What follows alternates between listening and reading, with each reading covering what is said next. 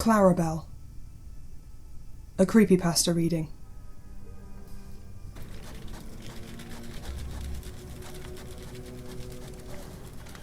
It began on the Friday of my second week at P&A Industries when Neville, one of my older colleagues, approached my desk.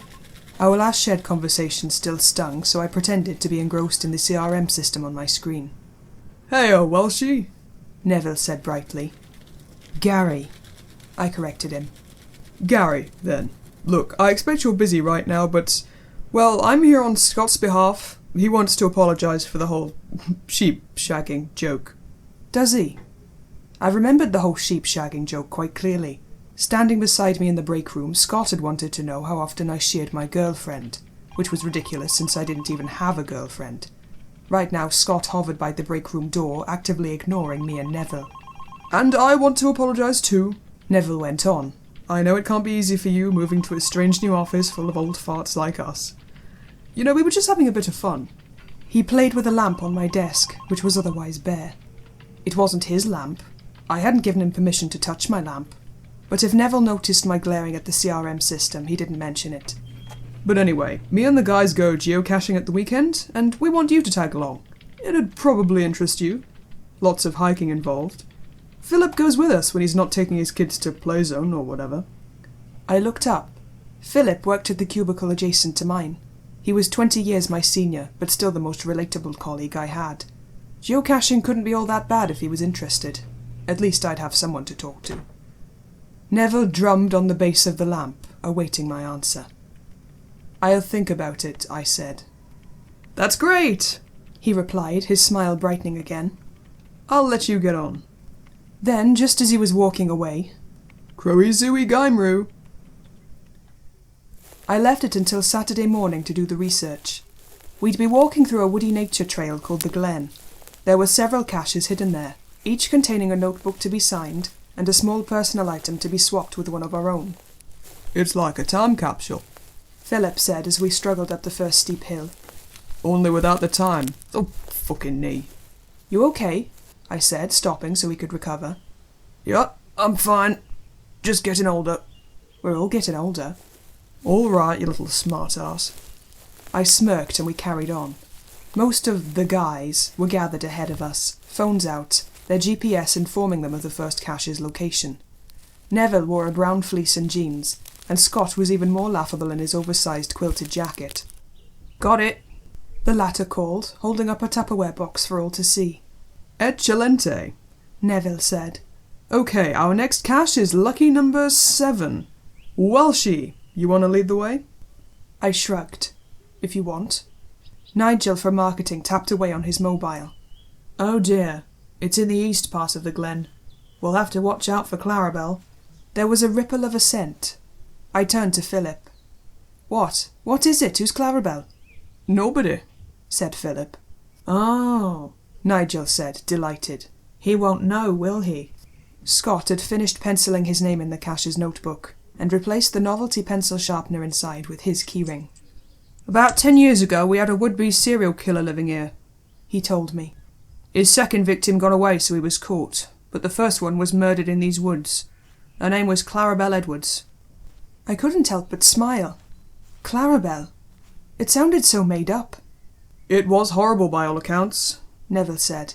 "Really bloody. She was only 17 at the time. Oh. These days there's a legend that she still haunts..." Philip began to cough furiously, and Neville frowned. "Come on," I said. "You don't seriously expect me to believe there's a ghost in these woods?" "Believe what you want," said Scott. "But sometimes, walking through here, you see some spooky shit." "Paranormal," said Robert, who liked to chip in with a helpful word or phrase every now and then. This was getting uncomfortable. I quickly retrieved my phone and examined the GPS. "Cache number 7's about half a mile east of here," I informed the others. "Let's go." So off we went. Philip managed to stay close now he'd recuperated, but the others seemed to purposefully slow their pace, drifting some way behind me. I wasn't too sorry about this. Why would somebody bury a cache so close to a murder site? I wondered aloud.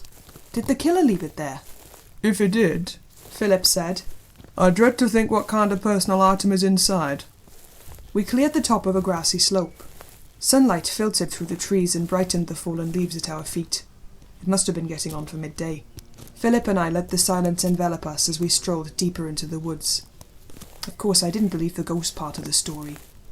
But could the first part be true? Had a girl really died here? I began to realize after a while that I was actually looking for signs of past horrific violence. Blood-stained leaves, an inauspicious clearing in the trees, a discarded wood saw, something like that.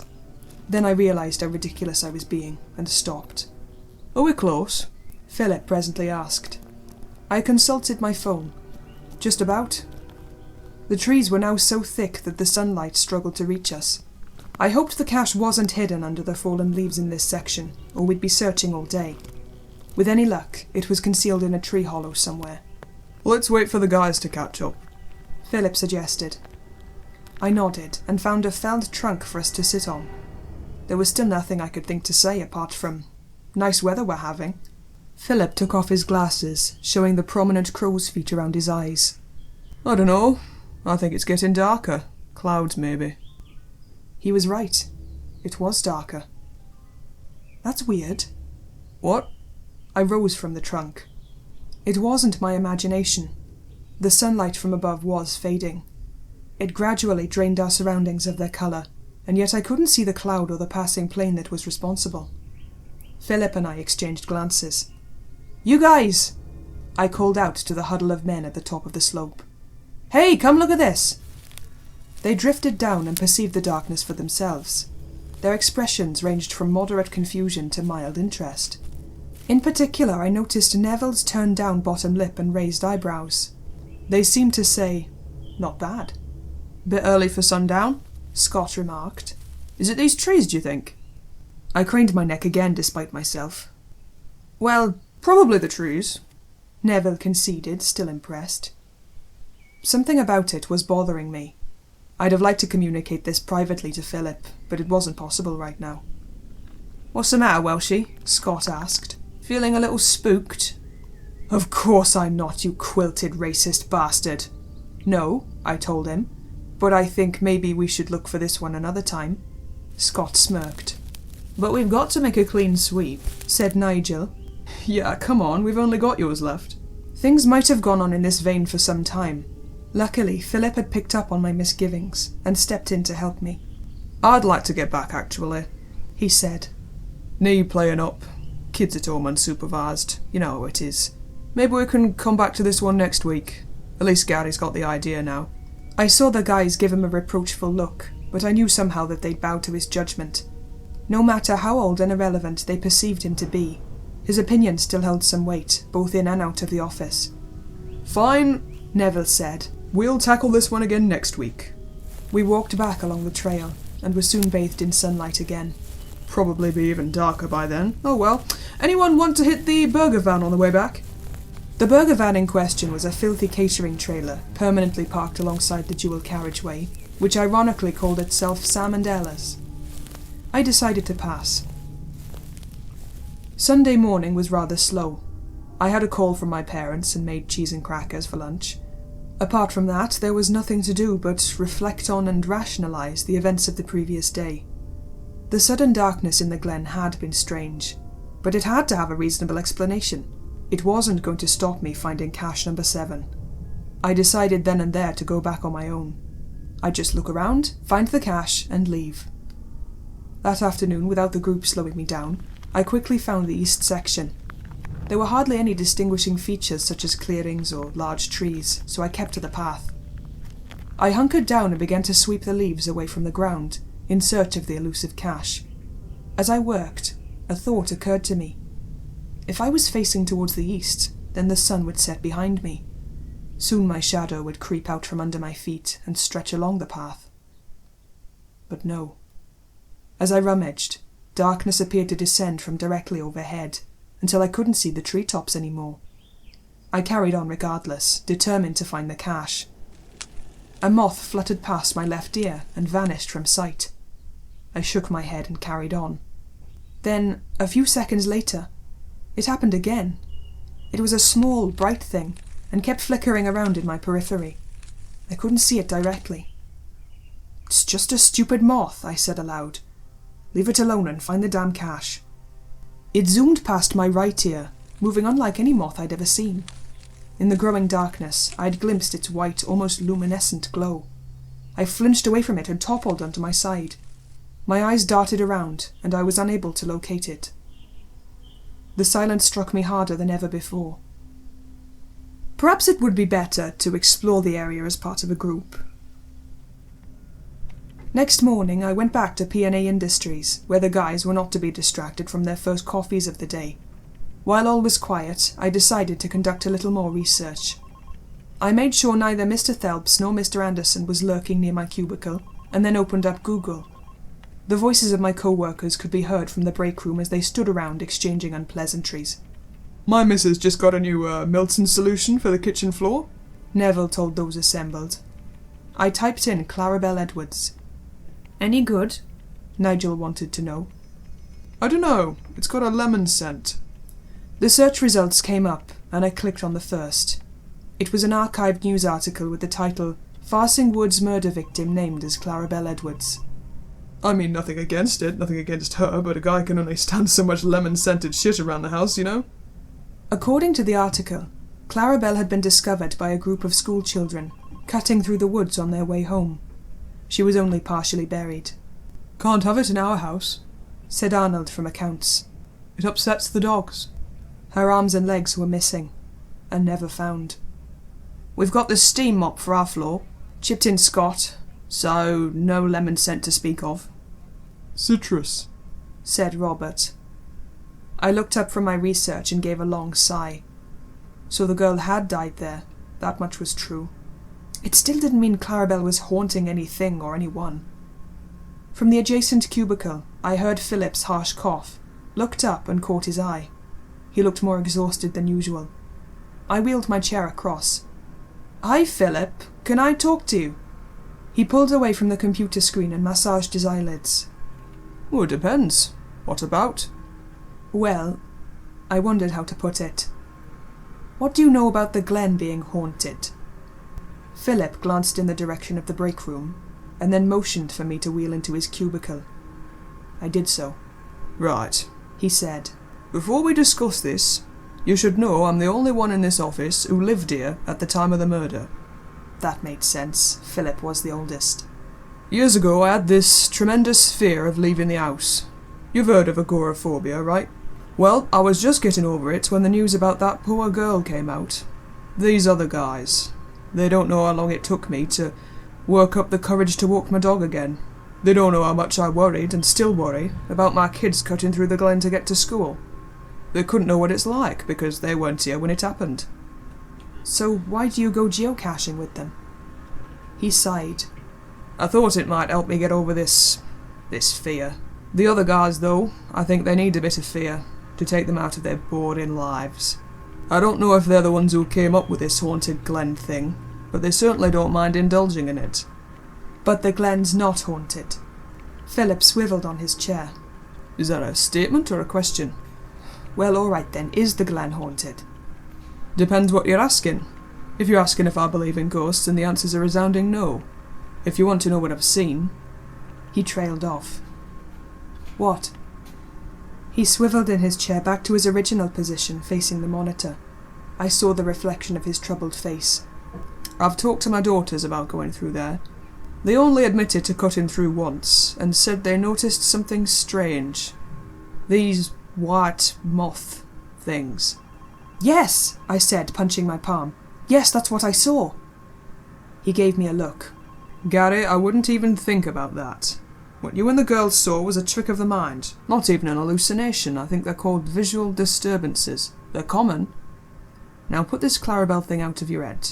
We're not even searching the Glen much longer. Once the caches are found, the group moves on."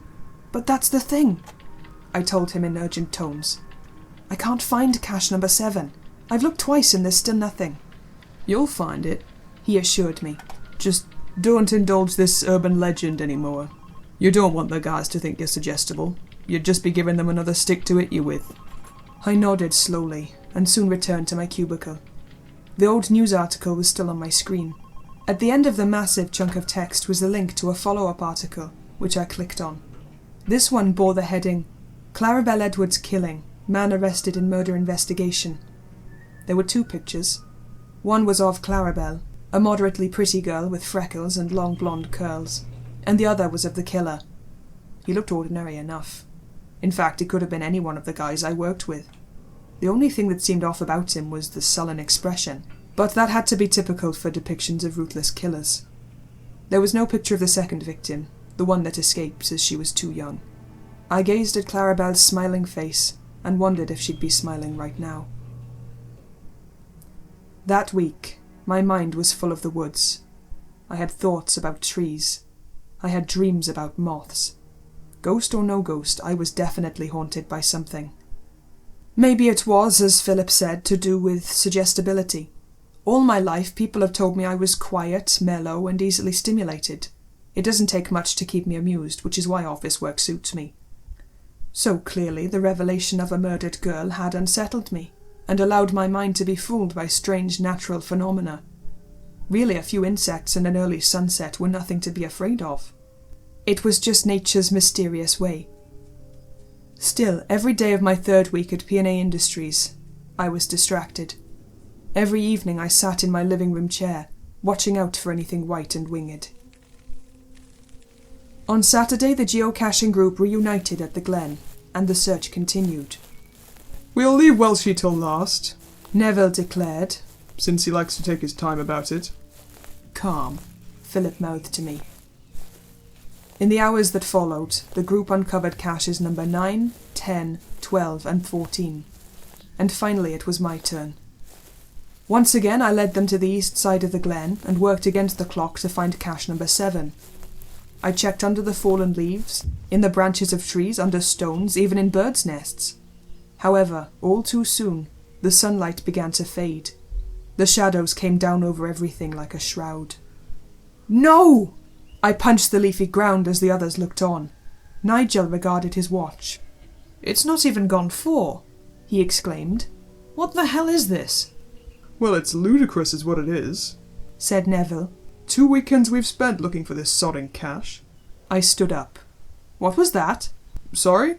"Did you just call me a sodding taff?" "What? No, I said—" "You know what? I'm not going to take it anymore. I'm fed up with all the slurs." Philip approached, a worried expression moulding his face. "Gary." I pushed him off. "No, I mean it. As soon as I find number 7, that's it. I'm not coming out with you guys anymore. I'm sick of looking at this stupid Glen." There was a beat of silence. "Angry," said Robert. Neville took a step forward. "Look, mate, this was never about your nationality or what have you. It was just—" "There." Nigel pointed. "Over there, can you see?" We looked in that direction, some of us more reluctantly than the others. Philip didn't want to know. I already knew. Moths. Dozens of brilliant white moths, flying in perpetual loops above the ground. A long, rough patch of ground, free from grass. We fled. As Philip and I had been nearest to the swarm, we now brought up the rear. I heard one of their screams. I would later learn it was Scott and draw from this no small amount of satisfaction, and in the moment everyone picked up their pace until we were safe in a brightly lit clearing. I took a moment to catch my breath. Once I had, there was only one thing I wanted, to get as far away from nature as possible. With a single apologetic gesture to Philip and a glare for the others, I stalked back along the designated trail. Later on in my empty flat, I turned on the laptop and found another photo of Clarabelle. She was once again smiling, and pictured in a sitting pose, hugging her legs. The pose concealed most of her torso, but I could tell she was a slight willowy sort of person. Her head rested demurely on her knees.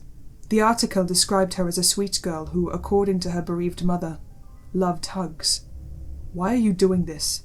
Why are you torturing yourself with these images? Forget about Clarabelle and ghosts and geocaches and go the fuck to sleep. But I couldn't sleep. Not with the dimly lit walls of my flat confronting me. Not with the creeping sensation that something was about to flutter past, along the edge of my field of vision. I wish I'd hung some pictures up. Just one photo of my parents, an old girlfriend, something. There was no way I could bear this any longer. I had to find the 7th geocache. I had to. Then I could put this whole nightmare out of my head. My mobile phone was resting on the otherwise bare coffee table. Thinking back, there was something a little ominous about it. Maybe I should have called my parents. They'd have made me see sense. Instead, I found Philip in my list of contacts and pressed the green button. Saturday night. Other men my age might have been out on the town, but I was walking into the shadowy glen with my terrified older colleague. Philip held his million-candle torch in front of his chest like a shield. I held my more traditional flashlight in one hand, like a weapon. "Are you positive you dropped your camera down here?" Philip asked. I merely nodded. Deceiving him in this way didn't feel good at all, but it was nothing compared to the fear I would have felt going in alone. I'd reasoned with Philip that setting off at night made the most sense. If the woods were already dark, then there'd be no creeping darkness to worry about. By now I knew the way very well, but by torchlight the trees and their branches were especially sinister, thin and colourless like bone. Once we cleared the grassy slope, the wood thickened. The trees were definitely healthier in this area.